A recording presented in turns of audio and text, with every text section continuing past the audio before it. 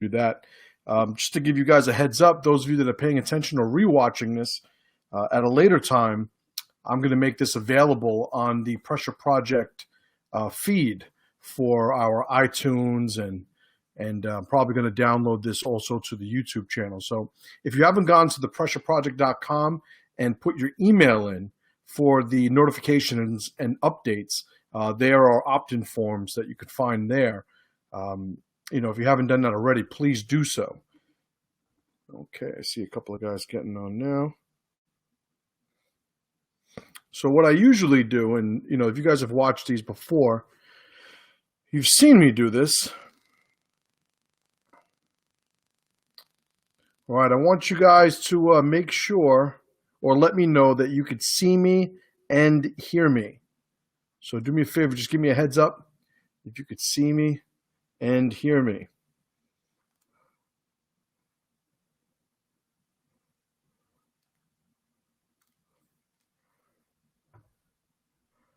All right, there everybody goes. I'm wondering, it's like everything just popped on at once.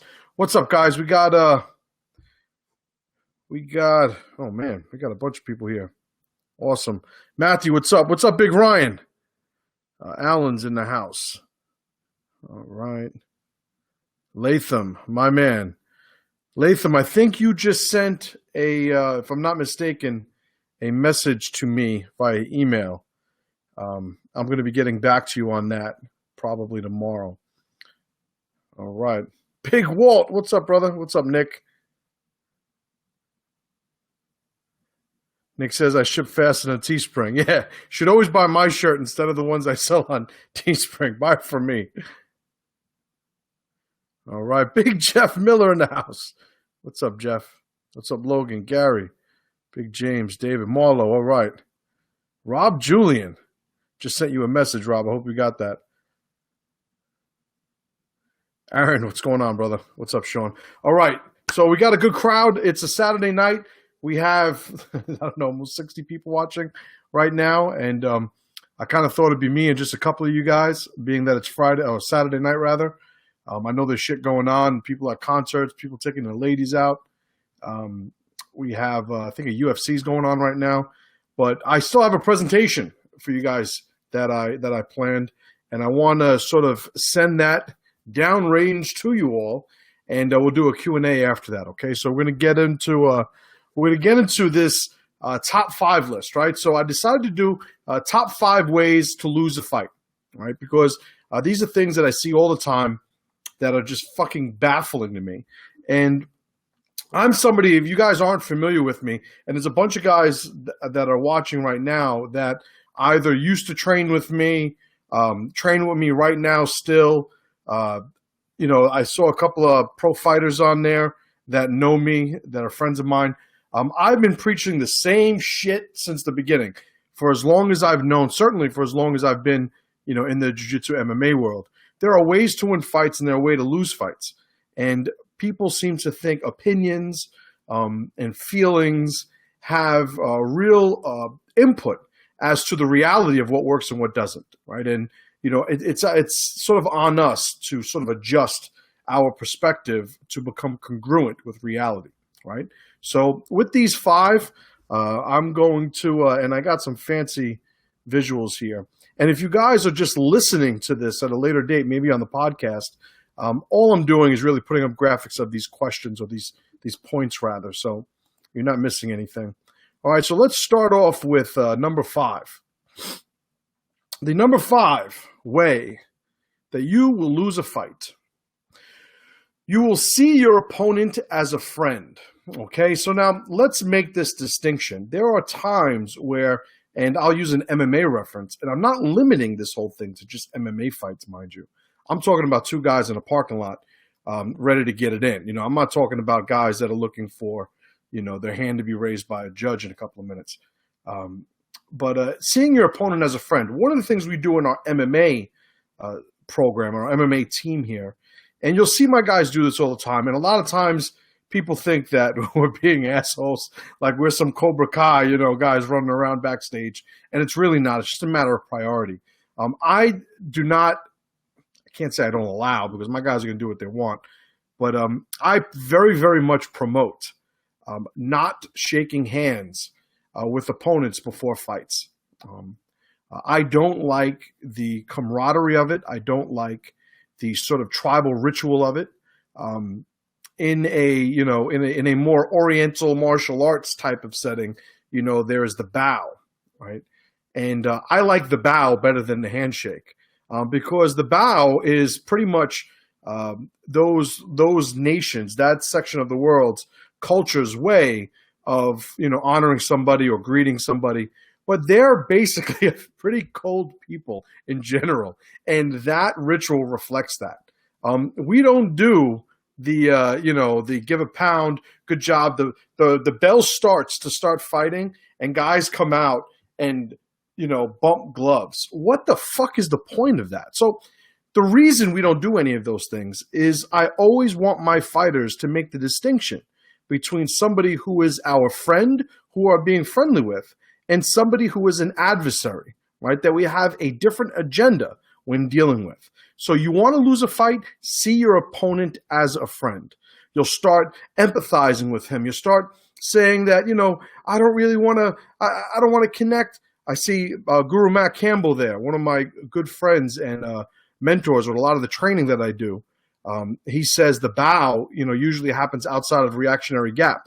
And if you guys don't know what reactionary gap is, maybe I'll do a video on that eventually, but you guys got to get your head out of the fucking sand. So many people call themselves martial artists, and you ask what training they do, and they want to show you punches and kicks. It's like, oh my God,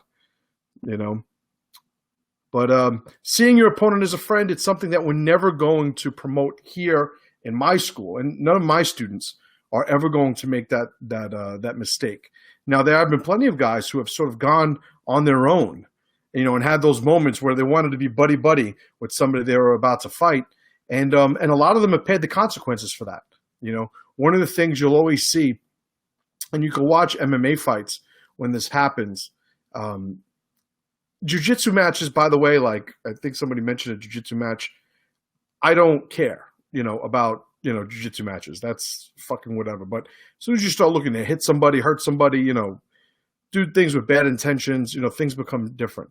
But one of the things that you'll see a lot of times, and just making sure my picture's coming in.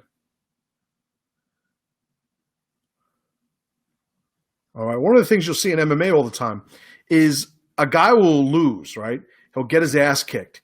And as soon as he loses, the first thing he does is go and look to hug his opponent, right? He smiles, hugs him like he just lost. He just trained, 4 weeks, 8 weeks, maybe, 20 years, right? Depending on who this person is and what he's been about. And the first thing they go to do is hug, to make that transition between opponent to friend in that amount of time goes to show that he started feeling a connection, an empathy, a camaraderie with this guy way before that match ever lost. And I would contend it more than likely contributed, to him losing. All right. So number 5, never or see your opponent as a friend, way to lose a fight. All right. Let's go to number 4. Number 4. You want to lose a fight? Try to not hurt the guy you're in a hurt contest with, right? So I always have this joke during sparring, and a couple of my guys I see on here, they'll remember this, and, they know the reason why, but to explain the rest to you, guys, whether it's a ground and pound class or we're just doing stand-up striking, whatever it is, they'll hit somebody. It'll have an effect on the other guy. It'll hurt them, and they'll say, "Oh, sorry." And I always say, "Oh, sorry, didn't mean to punch you in the face during punch me in the face class," right? It is the nature of what we're doing. So if you're somebody who is trying to get into a fight that is a contest of violence for all intents and purposes, and you are trying to refrain from being violent, well, that's playing basketball without wanting to touch the basketball, right? That's swimming without wanting to get wet. That is, a long list of just incongruent ways to look at what it is you're involved in, what it is you've committed yourself in, right, or to. So if you want to lose a fight, try to not hurt the guy, right, because that is a great way, to not win. I hate the people who say, I don't hate the people, but, I hate when people say that the best offense is a good defense. If they don't score, you can't lose. Like, what the fuck are you talking about? If we're in a fight, we're supposed to be there to win. And if we're trying to not be violent in a contest of violence, you are probably, and I would say you should lose, right? Because reality should not have to bend to your opinion of it, right? Recurring theme, right? So that's number 4. Number 3, the number 3 way to lose a fight. Trust techniques that haven't earned your trust, okay? And this is the guy who, like one of the things when I look at martial arts and I'm trying to assess whether or not a martial art is legitimate, right, is I'm going to ask, number 1, do you have a curriculum, right? Do you have a curriculum that's unique to you? That's the first question I ask. Do you have a collection of techniques or an approach to these conflicts that you can coin as being yours? Because if you're saying you have a martial art, but you have no actual components of it, then that is not a martial art, right? That is just, I guess, your application of what you do in a fight that is completely, subjective to you, right? But a curriculum I look for, number 1. The second thing, though, is if you do have a curriculum and you train a curriculum, do you use those techniques in a fight, right? So that's the second question I usually ask when trying to assess whether or not a martial art is valid. All those things that you practice, do you actually use them when it's time to dance? If you're practicing a reverse punch, a spin punch, or any other punch, in practice, are you bringing those punches to the fight? Do I see those fights or those punches in the fight that I saw you using against the bag, using against the mitts, shadow boxing with, doing katas with, whatever? It has to be there. And third, the last thing I ask to try to assess whether or not a martial art is valid, is do you ever win? Right? Because if you're telling me that, you have one guy that wins fights, right? The champion of your system that just happens to be 6'6", 290 pounds, was a Division I football player, and could bench press 600 pounds and squat 800 pounds, probably not the best representation of the power of your techniques, right? I want to see that somebody, and not just one person, but a sort of replicatable formula that allows people to apply the techniques that they learned doing your system to victory. All that being said, one of the things that I've been a witness to over and over again, and it's really, a process for some people, right? People that go through a process and aren't yet at the point where they're functional, or you have the people who just claim to be functional but are completely not functional.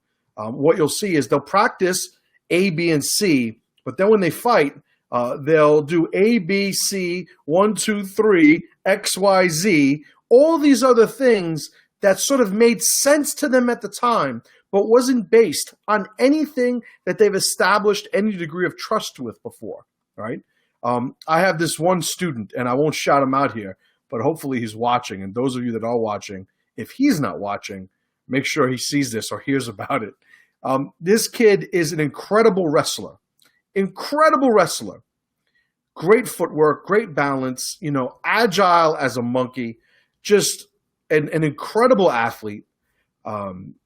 Game as you'd want a fighter to be, does more kooky shit that makes absolutely no fucking sense than anybody else that's ever on my mats.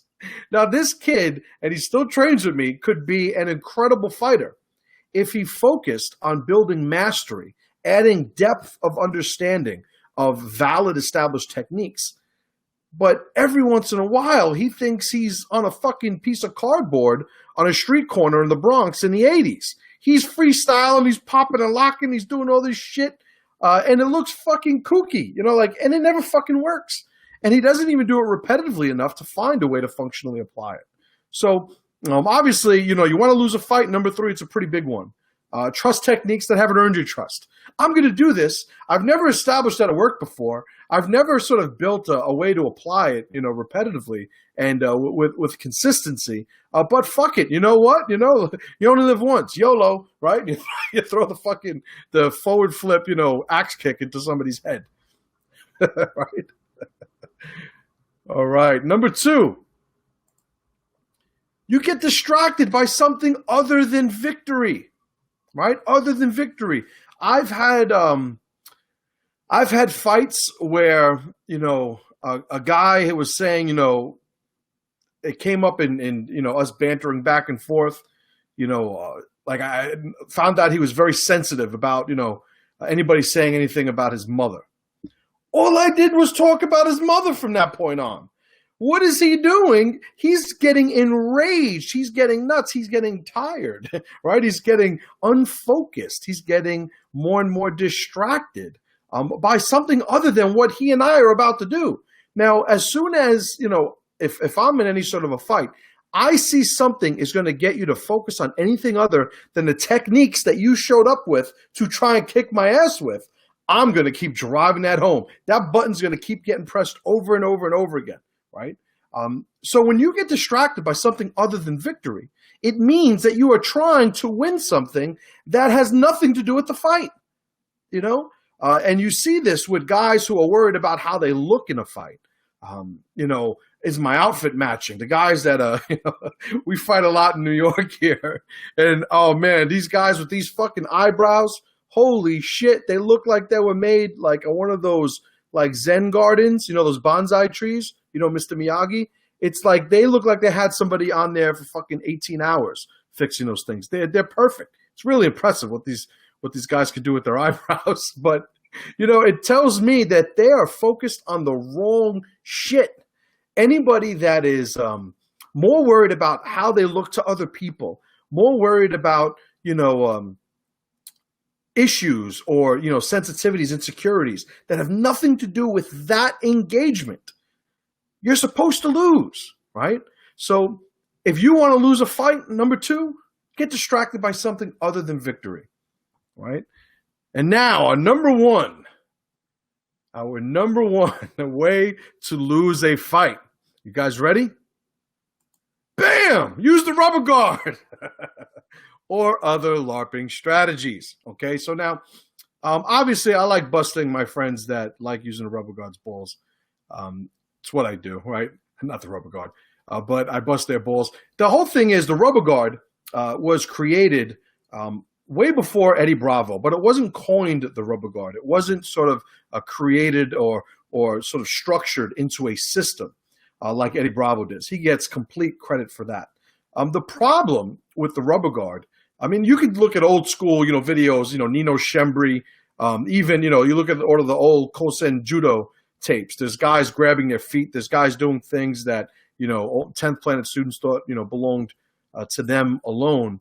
But it doesn't matter. That's neither here nor there. The whole thing is when you look at rubber guard, a lot of people, because it was originally presented like this by Eddie Bravo, a lot of people look at it as a valid, established way to deal with a conflict, right? A fight. This is what you want to do in a fight. Even if it's just MMA, because I've seen some people backpedal a little with the rubber guard and say, oh, well, it's really just MMA, not street fights. It's just MMA. It's just within the rules. You're on a safe mat. All right. The whole thing is there are basic tenets of violence, basic tenets of fights, of fighting in general, right, that are going to allow you consistently to move in the direction of victory. And these things are congruent and coincide with doing more damage to the other guy by maintaining positional dominance, by allowing attributes to play as little role as possible, right? You don't want to have to rely on strength if you're a strong guy, because once you get tired, you got a problem. One of the great strategies of the Gracies in a lot of their old school challenge matches, and even, when MMA started to get more organized, one of the things that Gracie's always, they always pissed everybody off because they would negotiate for these special rules, right? But one of the things they always wanted to include in these special rules was no time limit, right? Why? Because that's how you get rid of all those guys that are super athletes, right? When you look at the MMA fighters today, you just have one stud after the next. Physically, these guys probably, if they weren't fighting MMA, they're either former, high-level athletes in collegiate sports, Maybe they're going to, they're coming from other professional sports. I think Matt Mitrione used to play in the NFL. A lot of guys, you'll see these crossovers, and it's going to keep happening. But what happens is when you have a system, and I'm just using the rubber guard as an example because I like busting the rubber guard's balls, but it's really, when I say LARPing, right, if you guys don't know what LARPing is, it's live action role playing, right? It's a bunch of guys running around the woods in these like your Renaissance outfits, lightning bolt, acting like they're having this battle royale without ever actually having to do something that functionally works. It's sort of like we're going to script this engagement so we all have fun playing violence, but nobody's actually going to get hurt. And when you look at the rubber guard in fighting, just MMA or fighting in general, or these other techniques that are not developed out of a necessity of a reality fighting, that aren't developed organically through fighting, what you'll see people reverse engineering a conclusion that they've fallen in love with and reverse engineer how to make it work, right? So I'm going to use a seemingly unrelated, but I think very related analogy, right? A comparison, right? So those of you that do business, right, that are looking to do things online, that are looking to create a product or open up a store, you guys have heard this over and over and over again. This guy, he was so good at this, he decided, he had what Michael Gerber calls the entrepreneurial seizure. He, decided I'm making somebody else rich doing this. I could make myself rich. Why, the technician goes and opens a business. Then he goes out of business. Or the guy, has this great idea. I got $1 million idea. I'm going to get this product done. I'm going to patent it. I'm going to get it made for cheap in China, and I'm going to sell it and make $1 million. Never sells a one of them, right? Bought 100, gave 100 away, right? Probably has 40 in his closet still. Well, what happens is, in those instances, you have somebody that creates the conclusion first, right? They love the product first. They love the store, the idea of the store first. But what they're not doing is they're not looking at what reality is asking for. They're not looking at for the necessity that needs to be filled. They're not looking to solve somebody's problem. They're not looking to answer somebody's need. Well, in fighting with a lot of these LARPing techniques, you'll see the same thing. You'll see somebody that wants to do a spinning kick, that wants to apply some sort of technique or system that maybe they've seen somebody else do. They like the way it looks, and they look at the outside of that technique, and they think they've got an understanding of its entire identity. And they go by that appearance, and they sort of try to reverse engineer it.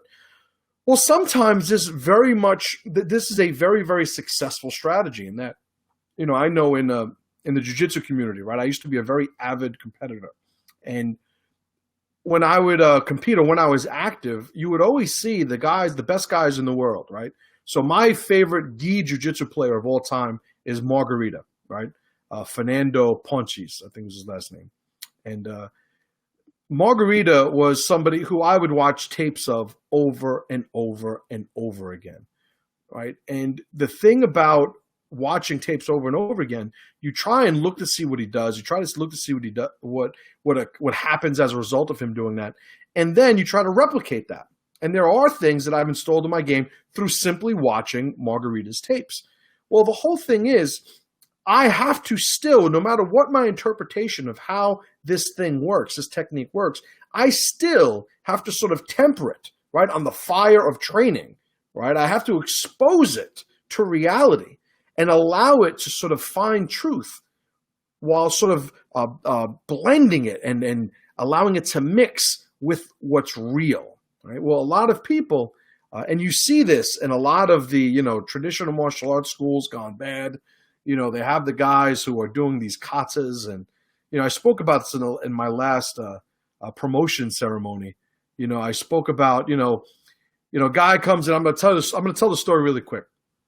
It's 11:30 at night. You guys are here. You can hang out for a story, right? So, warrior goes to battle and he wins, or he kills 1,000 men. All right, he comes back, and a younger warrior asks him, I need to know your secrets. Will you teach me? Be my mentor. I wish to be your apprentice.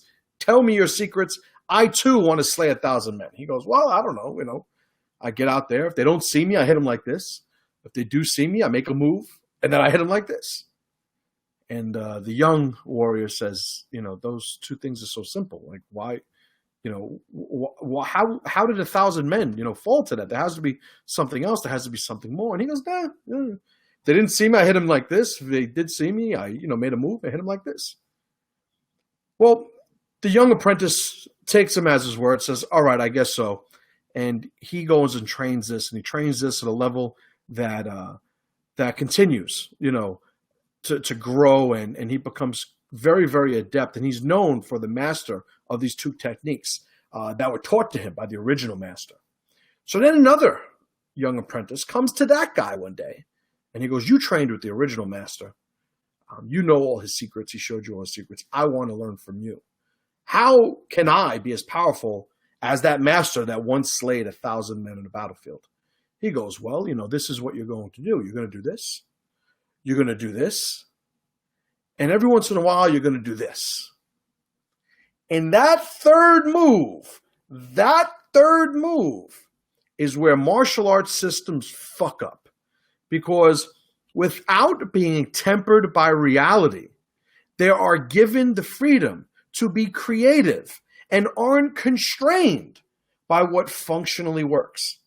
Think about if you were to ask any martial artist these days, you're about to fight to the death tomorrow. Are you going to use everything that you teach your students to fight with? And if they're not willing to sort of live and die by fighting that way, then you know that they're a fraud.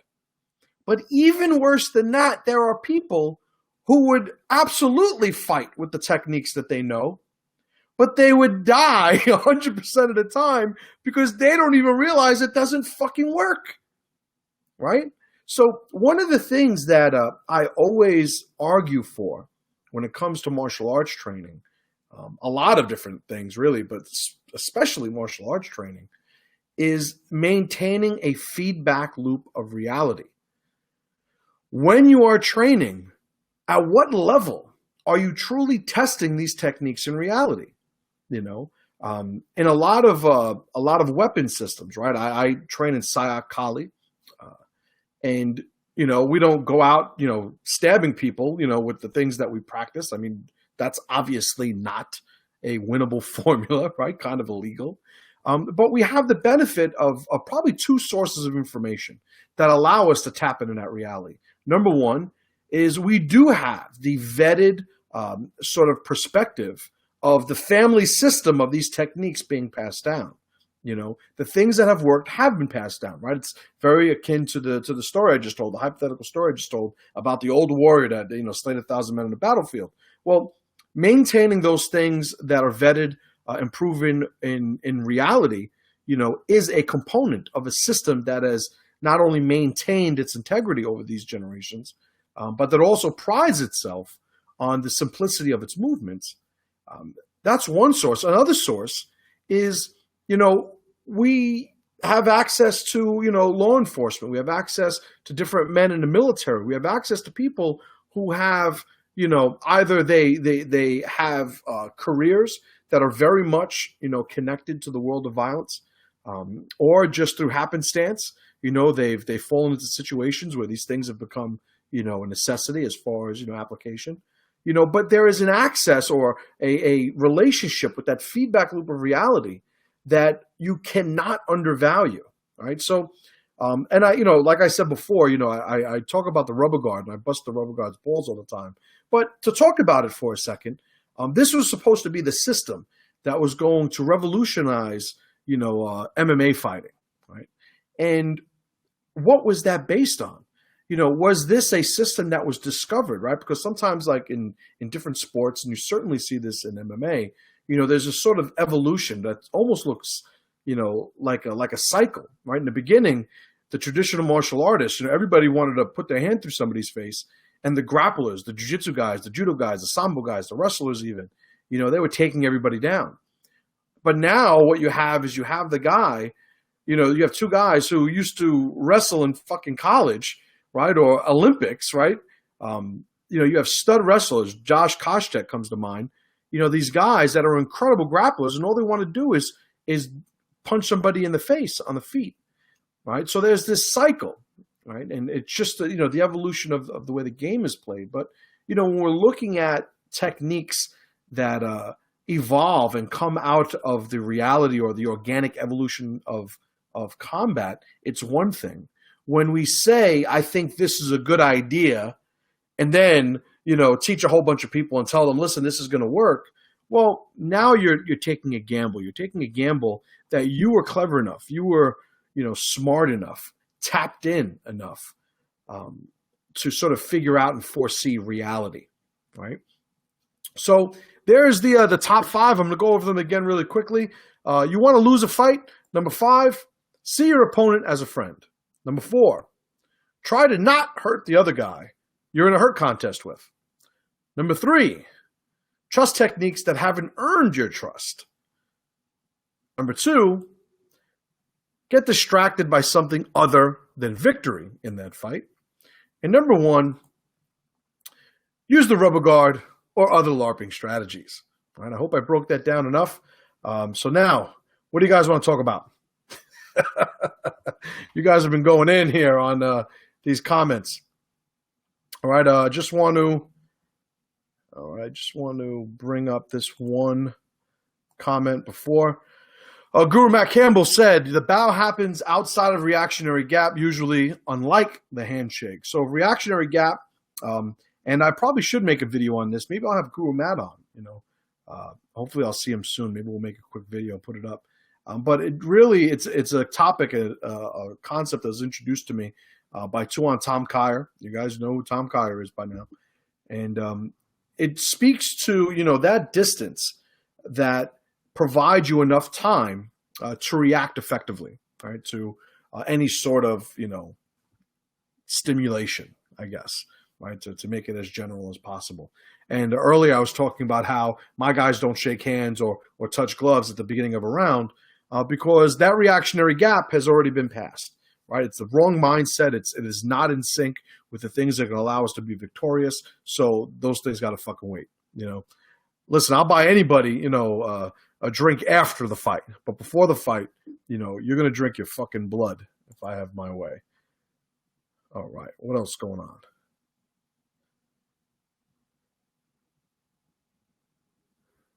Okay. Matt Johnson says, Faidor is a Sambo guy who threw hands, I'll say. Dan Henderson was a great wrestler who punched your head into the nosebleeds. So the thing with Faidor is Faidor was very much a striker also. Faidor has always done a tremendous amount of striking in his training. And you could see that, the old school videos of Faidor training in Russia, is, if you're an old school MMA guy, you just longed to see more videos of Faidor training. But he was certainly a Sambo guy. But when you look at him in some of the fights that he's had against Kevin Randleman, that fucking mutant Korean guy that he fought, even who else was it that he fought? I don't know if it was against Crow Cop because he threw hands with Crow Cop, but he was certainly an incredible grappler also with incredible judo through his Sambo training. But he was always a legitimate striker. Faidor was always a legitimate striker. He wasn't somebody that, sort of learned how to strike, as his career grew, like so many of these wrestlers do. Dan Henderson was a great wrestler with a great overhand right. And he was somebody who at the, I think it's one of the things that allowed him to thrive during that transition of, you look at the generations that he was in, as wrestlers started entering MMA more, it really you started to see a premium put on wrestlers that could throw decent strikes. And Dan Henderson was never a very, sophisticated striker, but that H-bomb, you put that on somebody, it's like, you got a slugger's chance in any fight that you're in, right? All right. Terry Pinion says the oodaloop refers to the decision cycle of observe, orient, decide, and act developed by military strategist and U.S. Air Force Colonel John Boyd. Boyd applied the concept to combat operations process. He absolutely did. And I don't know if that was a response to another comment that was listed, but the oodaloop is something that certainly, people, as they become more sophisticated in their approach to conflict, need to study.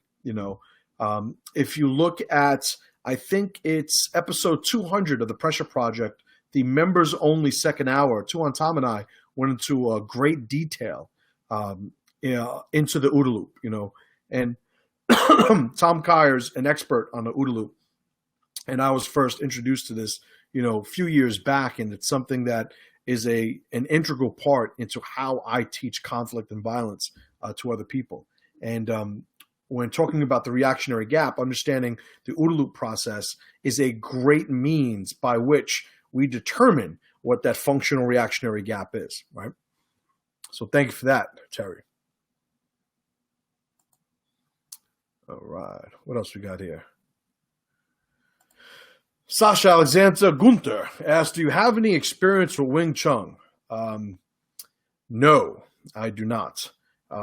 There's some overlap in in the techniques of Wing Chun that I've observed, that I've seen with other systems. In FMA, this sort of center line, sort of Hubud transitions of finding lines towards your target is something that I always saw as as sort of related, to a lot of things I saw with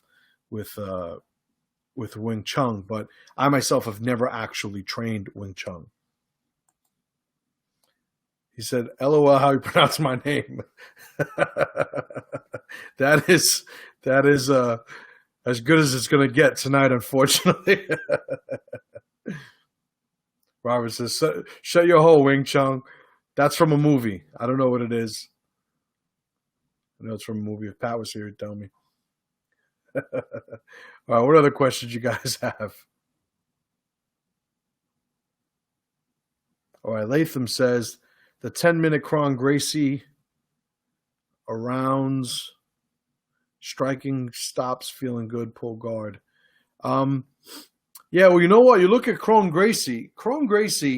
I got to meet in 2005. I was in the Abu Dhabi tournament in LA, and Kron was there. And Kron was young, right? And Kron acted young.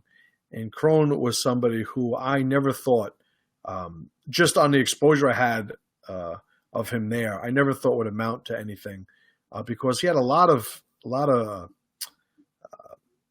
primary security protocol issues, right? To use a phrase from SIOC. But when you see who Kron has evolved into, and I don't know where his character lies, I don't know what type of guy he is, but just looking at the application of his understanding of jiu-jitsu and conflict, I would tell anybody that wants to learn, that wants to be a master of jiu-jitsu, to keep an eye on Kron Gracie. And there are not a lot of people I would tell, for my students to follow in that sense. When looking at, obviously Kron is Hickson's son, right? So he is the heir, right, to Hickson's wisdom. And when you hear Hickson Gracie talk, if you've done any work to sort of understand what a master speaks like, what he speaks about, and the things that he focuses on, you know that Hickson, anything he says is golden. And I could only imagine what those training sessions are like, for Kron, since I'm sure at one point, Hickson decided to begin his actual training.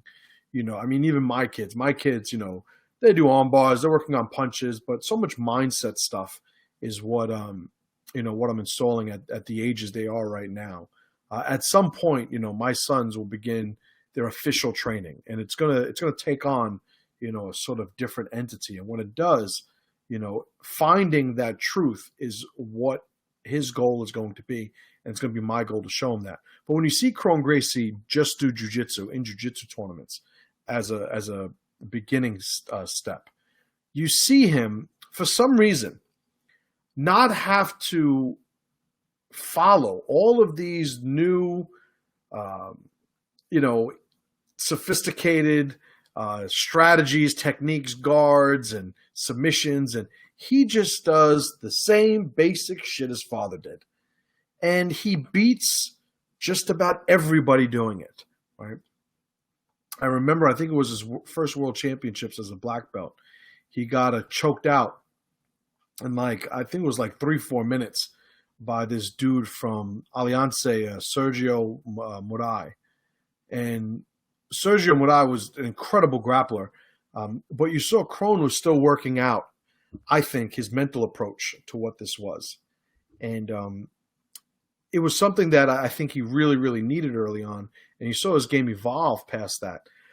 Looking at his MMA fights, he's certainly somebody that, is learning striking. He's certainly somebody that is installing striking a little late. Probably doesn't really have much of a natural talent for it. Doesn't move naturally the way a striker moves. So a lot of these things, installing these things are a very sort of laborious installation process, which means you need patience, you need a lot of reps. You just need to do the math. I tell my students all the time, sometimes these things are going to be easy, sometimes they're going to be difficult, but easy or difficult, it all comes down to math. Just got to do the reps. Allow your body to find that truth through those repetitions. And when you watch Crone, he's somebody that I'm going to say, my guys aren't allowed to pull guard. Why are they not allowed to pull guard? Because they'll never develop, a ability to understand wrestling and taking people down. And judo and even striking to some extent if I let them pull guard right now. But Crone is of the sort of caliber of jiu-jitsu practitioner that if he pulls guard in a fight, I'm like, yep, he can do whatever the hell he wants. Because he's always going to be congruent with what works, even though he's on the bottom, right? And when you see him fight, you see that. I mean, he's just vicious on the ground, And I love watching pure jiu-jitsu guys do MMA these days. Because you've seen them have to figure out the striking puzzle, the time limit puzzle, right? Because that's something that needs to be, needs to be looked at also. It's not about a matter of how do I beat this striker in MMA. It's how do I beat this striker at a minimum in the eyes of the judges 5 minutes at a time, right? It's a much different way to look at a fight. But, Crone Gracie, he can pull guard whenever he wants. All right, what else?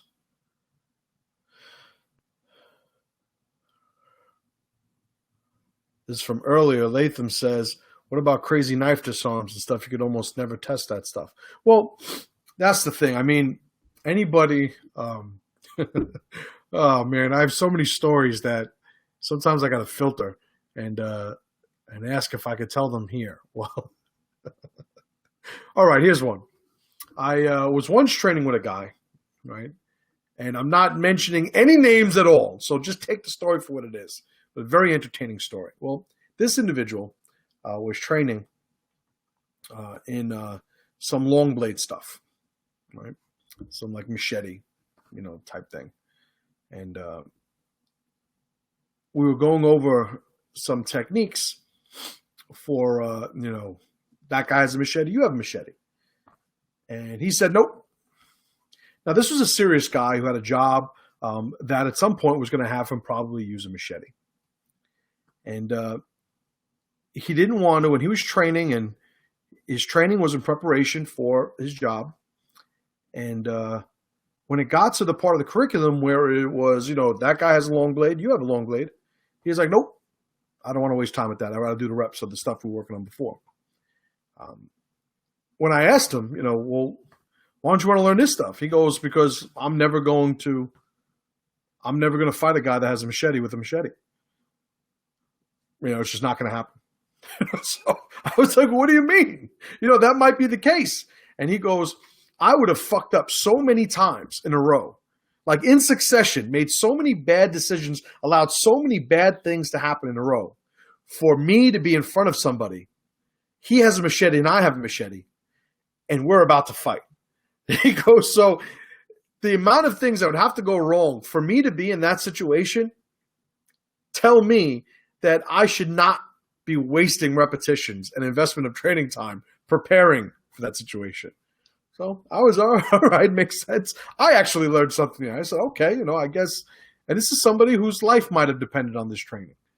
So getting back to the crazy knife disarms and stuff, I liken it to the the lion's share of women's rape defense, right? What the fuck is rape defense? What does that mean? And this is my non-PC, we're almost at midnight type part of the curriculum. Rape defense to me sounds like, putting a razor blade between your butt cheeks. That's rape defense. Somebody's trying to rape you and you're defending the rape. But I think even down to the terminology, right? Or some people will dismiss it as being semantical. The terminology is important, how we look at these things. And I think when you're looking at people who are, telling women to, kick them in the groin, no means no, gouge the eyes, gouge the eyes. You poke them in the eyes, you kick them in the nuts, no means no, and then you turn away and you run. That doesn't fucking happen, right? A talk I gave recently to my students, I said, listen, I don't care how trained you are. You have a 220-pound drunk guy that really wants to snuggle with you, you got a fucking problem. What am I telling a woman to do? You either need a blade, you need a pistol, you need to train the fuck out of them, because it's all about probabilities. So the problem I see with the crazy knife disarms, and this is now, piggybacking off of that story about the guy with the machetes and this bullshit that a lot of women are taught, in rape defense classes, is chance forbid that you get good at something. You get really, really good at something that is either a point in an engagement where you've made so many fucking bad decisions, that you should never be there, or it's something that is so incongruent with a sort of dominant feeder type mentality that you actually become really good at doing things that are low probability. It's like, for everybody in the world, this stuff works 3% of the time, but you've done so much training. For you, it works 4% of the time, right? That's this crazy knife disarm stuff. Now, I will say, especially, in training SIOC, it's not to be confused with this mindset that anything that we do to, with an empty hand to engage somebody who has a blade is bullshit, because it's not.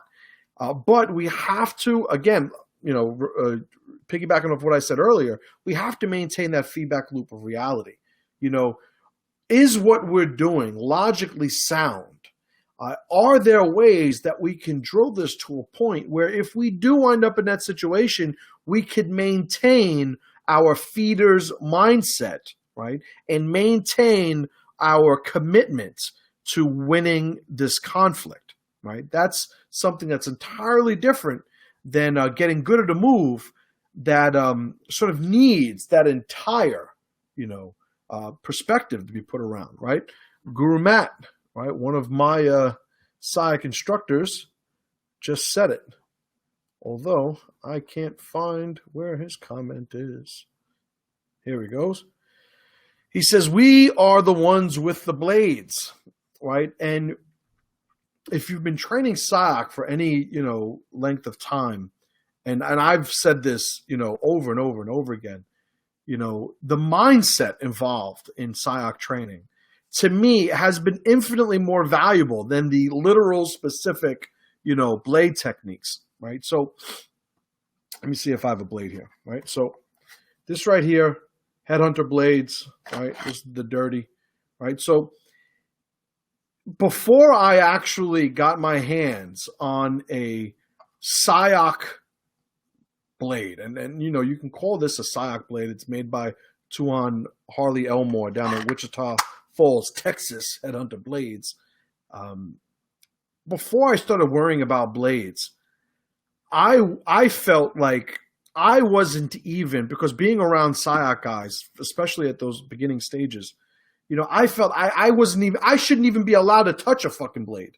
That's how I felt when having conversations with these people and training with these people, and having been a martial artist for so long, having been a professional fighter, before, and being around these guys, I felt like I didn't even want to fucking talk. They wanted to hand me a trainer, and I'm like, I don't even want to grab it. I felt like I wasn't even worthy of doing it because of the strength of the mindset that these guys have been training. as a sort of integral core component of what their martial art is. And since then, with SIOC, my entire life has changed.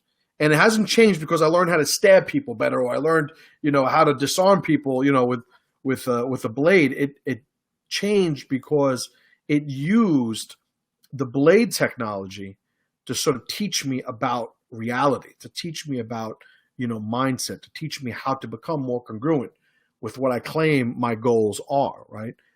Being formidable physically, being able to defend, my tribe, my family, myself, and so forth, Hope that makes sense.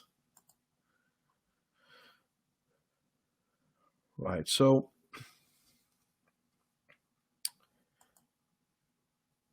the Rolf says, shoot him in the bloody face. Or, as many of my friends like to say, shoot him in the back of the face. Even better. Little mindset stuff right there, by the way. Don't dismiss it so easily. All right, a couple of more questions before I end this.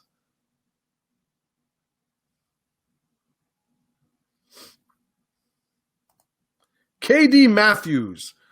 By the way, if you guys haven't seen KD's dog training, that's not an actual picture of KD. It's probably one of the dogs he trains. KD is an incredible, incredible dog trainer down in, I believe he's still in the Tampa area down in Florida. You guys should go and check him out. But he says, hey, Bodega, Washington Heights, the last Snickers bar, machete versus machete is very possible. Absolutely. And I'll tell you a quick story. I don't ride on roller coasters anymore. I don't have a fear of heights. I actually, as somebody who loved roller coasters growing up, but I've committed myself to living a certain way, right? And there are things I talk about publicly, things I don't talk about, publicly, about, the path that I've chosen for myself. But to just talk about this, I'm going to give you a quick story to sort of respond to that, because that's valid. It's a valid observation from KD. Somebody asked me, how come you never ride on roller coasters? And I said, well, for the same reasons. I don't go in, what do they call those spinning doors? I haven't taken one so long. I forgot what they're fucking called, right?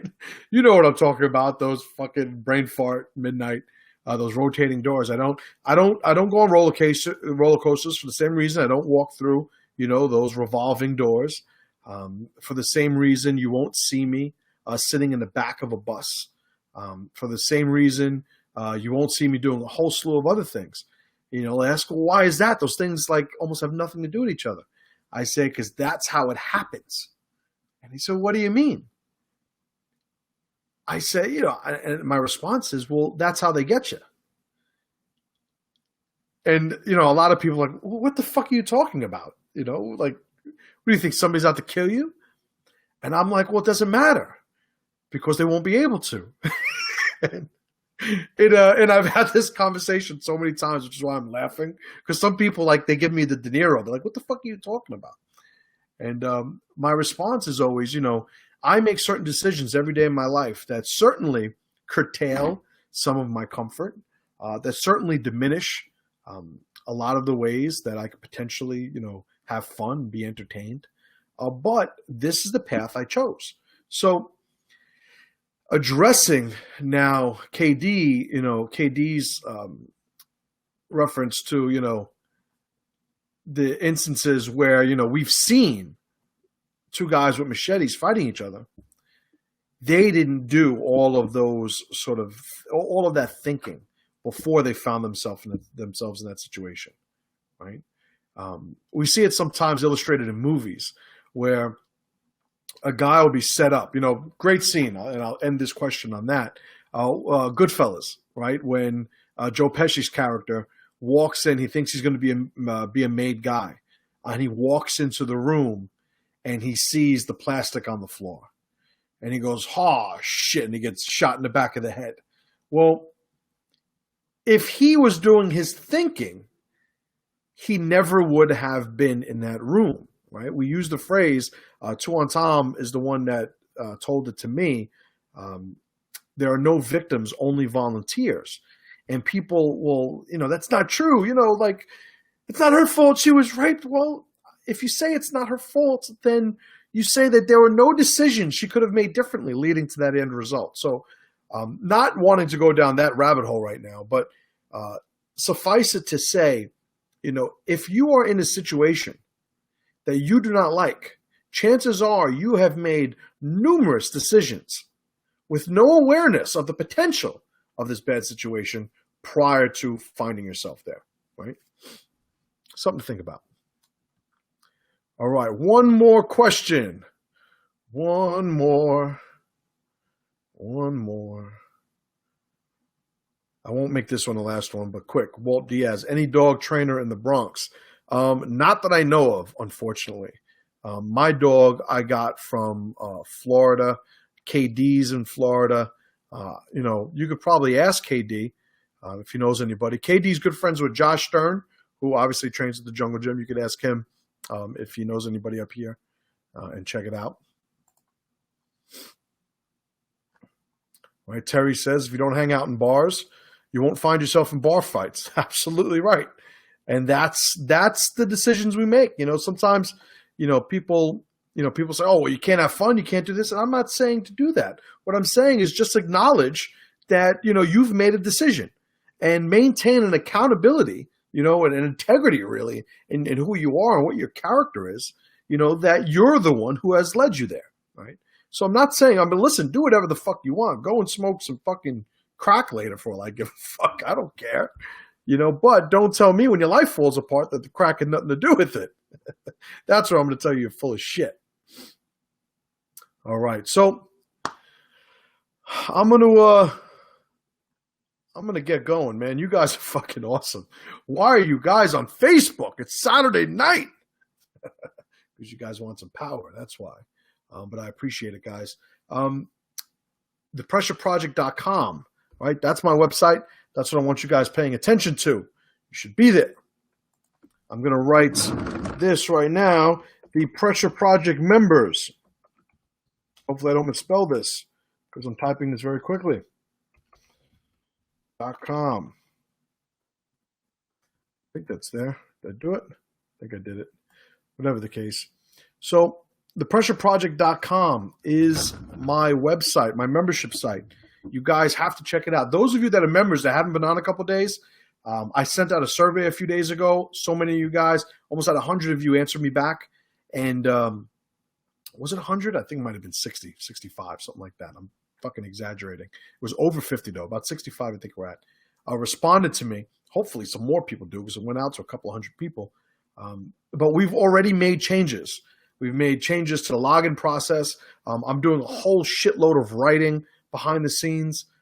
I got a whole bunch of things that I'm doing. These videos are one of the things that I'm adding. I'm going to start adding a weekly, and I'm going to move to the point where it's scheduled so you guys could sort of rely on it.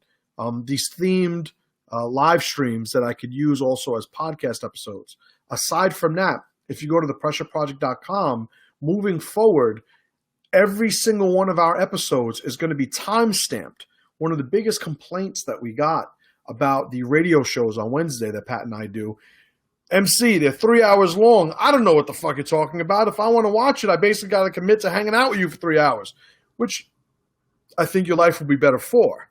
But understanding that people's time is valuable and not wanting to sort of stay focused on things that aren't, applicable to the individual, I've hired somebody and we've designed a template to have show notes that are completely time-stamped.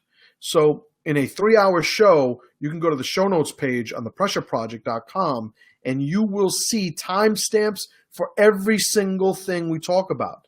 The young man who I hired to do the show notes, he just did a trial run on last Wednesday's show, which is on the site right now, thepressureproject.com. I think it was Pressure Project Radio 54. He said, he goes, you go on a lot of fucking tangents. I said, man, you got no fucking idea. But it's something that I asked the members of the site if they wanted to change or what we needed to change. They talked about the login process for the site, completely revamped. You guys can check that out. They also talked about not knowing what's going on in those 3-hour shows. Hired somebody to do the timestamps. That's going to be squared away. And another thing, they were saying we need the themed podcast episodes back. And Pat and I are going to do Pressure Project episodes. We're going to find a way to do that more frequently. And I'm also going to be doing at least once a week these themed live stream shows that'll then, the audio will be put on the podcast feed on iTunes. The video will also be pulled and also put on our YouTube channel. All right. So I'm going to keep fucking talking, but I'm fired up. 2017 was going to be my bitch. I told you guys at the beginning of the year, and everything's moving according to plan. Appreciate you guys. Thank you for spending time. PressureProject.com is the website. PressureProjectMembers.com is the membership site. Check it out. I'll talk to you guys later. Thanks for hanging out. And as always, brothers, pressure to power.